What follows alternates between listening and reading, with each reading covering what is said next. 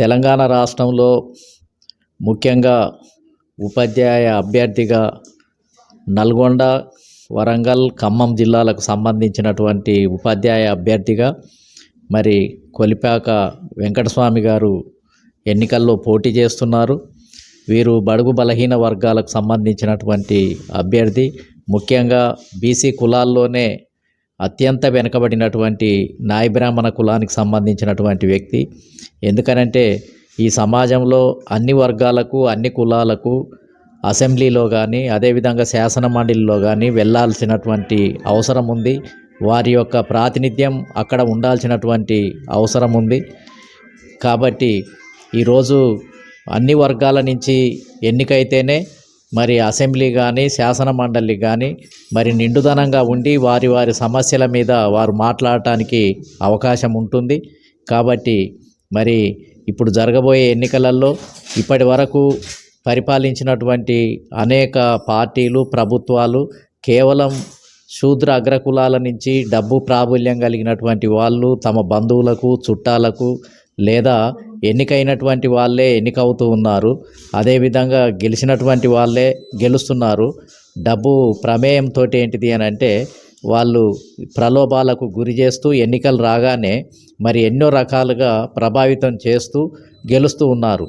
కానీ అదే పేద వర్గాల నుంచి, అట్టడుగు వర్గాల నుంచి మరి ఎవరైనా పోటీ చేస్తే వాళ్ళను ఆదరించినటువంటి పరిస్థితి, ఆ విశాల తత్వము, అదేవిధంగా అన్ని వర్గాలు కూడా శాసన మండలిలో కానీ అసెంబ్లీలో కానీ ఉండాల్సినటువంటి అవసరం ఉంది అని గుర్తించే సమాజము, గుర్తించే ఓటర్సు ఈరోజు లేకుండా పోయారు.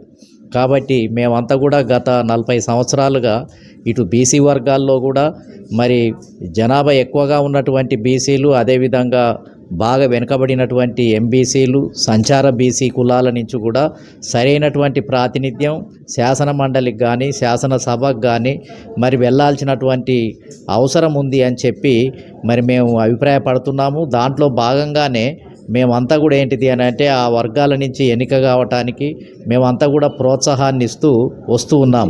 కాబట్టి ఇప్పుడు వెంకటస్వామి గారు మరి నిజంగా చెప్పాలి అని అంటే సమాజం ఎడల మంచి అవగాహన కలిగినటువంటి వ్యక్తి, అన్ని కులాలతో కలిసినటువంటి వ్యక్తి, సమస్యల మీద మరి ఒక పట్టు కలిగినటువంటి వ్యక్తి, చొచ్చుకపోయే గుణం కలిగినటువంటి వ్యక్తి.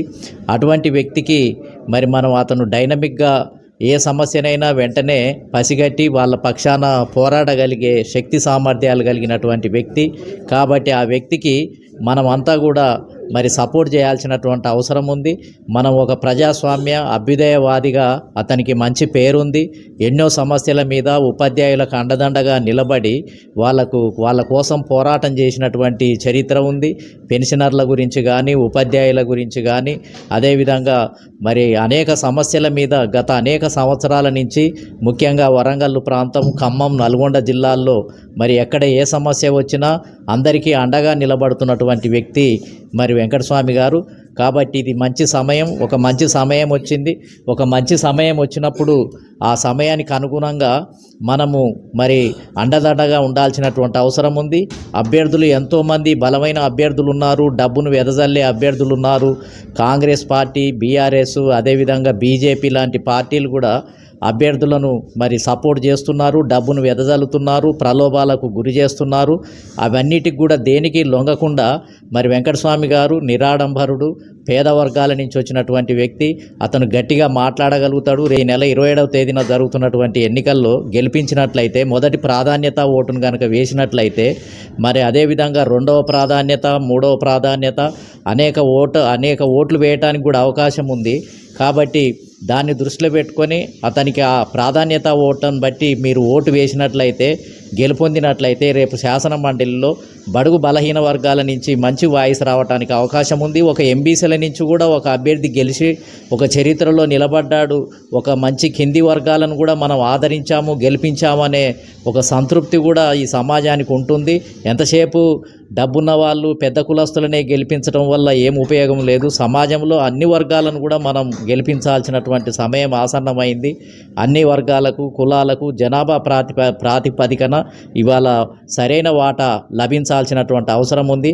అందుకనే మేము మరి ఎక్కువ జనాభా కలిగినటువంటి గౌడ, యాదవ, పద్మశాలి, ముదిరాజు, మున్నూరు కాపు ఇలాంటి కులాల వాళ్ళందరం కూడా మరి నాయి బ్రాహ్మణ కులానికి సంబంధించినటువంటి వెంకటస్వామి గారిని బలపరచాలి, గెలిపించాలని చెప్పి మేమంతా కూడా నిర్ణయించడం జరిగింది. ఎంతసేపు డబ్బున్న వాళ్ళ గురించే కాదు కాబట్టి ఇప్పుడు వచ్చే ఎన్నికలు చరిత్రాత్మకమైనటువంటివి. ఎంతసేపు గుడ్డిగా ఏదో కొన్ని ప్రలోభాలకు పెద్ద పెద్ద పార్టీలు ఇచ్చే వాటికి లోను కాకుండా మన సొంత నిర్ణయంతో కూడా ఓటు వేసి ఒక చరిత్రను మార్చే దిశగా మనం ఈరోజు ఓటును వినియోగించుకోవాల్సినటువంటి అవసరం ఉంది. చాలా చోట్ల మరి లోపల ఈ టీచర్లను అంతా కూడా మేనేజ్ చేసే విధంగా అనేక రకాలుగా ప్రలోభాలకు చేస్తున్నట్టుగా కూడా డబ్బుకు లోను చేస్తున్నట్టుగా కూడా మనం గతంలో చూసాము. అవన్నిటిని కాకుండా వాళ్ళు ఇచ్చే డబ్బు ఒక రోజులోనే ఖర్చు అయిపోతుంది. అది పెద్ద సమస్య కాదు, దాని గురించి ఆలోచించొద్దు. మీరందరూ కూడా నిజాయితీగా ఓటు హక్కు అనేది ఒక ఆయుధం, సమాజ మార్పు కోసం అదేవిధంగా అట్టాడుగు కులాల నుంచి ఎన్నిక కావటం కోసం ఉపయోగపడేదే ఒక శక్తివంతమైనటువంటి ఆయుధం. ఆ ఆయుధాన్ని చాలా జాగ్రత్తగా, శక్తివంతంగా అట్టడుగు వర్గాలకు గనక వినియోగించినట్లయితే, ముఖ్యంగా మహాత్మా జ్యోతిరావు పూలే, బాబాసాహెబ్ అంబేద్కర్, కాన్షీరామ్ గారు లాంటి వ్యక్తులు ఈ సమాజాన్ని మార్చడం కోసం ప్రయత్నం చేశారు. ఇప్పుడు వెంకటస్వామి గారిని గెలిపించటము అనంటే వారి ఆశయాలతోటి మనము ఆయనని గెలిపించటమే కాబట్టి దాని దృష్టి ఆలోచన చేసి మరి ఆ భావాజాలంతో మనమంతా కూడా పెద్ద ఎత్తున మరి మన మిత్రులకు అదేవిధంగా దగ్గరున్న వాళ్లకు ఎవరికి తెలిసినట్టుగా వాళ్ళు మరి ఉపాధ్యాయులకు, లెక్చరర్లకు, యూనివర్సిటీ ప్రొఫెసర్లకు అదేవిధంగా అన్ని కాలేజీలు, ప్రైవేటు ఎయిడెడ్ స్కూళ్ళు, ఎయిడెడ్ కాలేజీల్లో పనిచేస్తున్నటువంటి మిత్రులంతా కూడా ఒకరి ద్వారా ఒకరికి తెలియజేసుకొని మరి మొదటి ప్రాధాన్యతన ఓటును వేయాలని చెప్పి తెలియజేస్తున్నాము.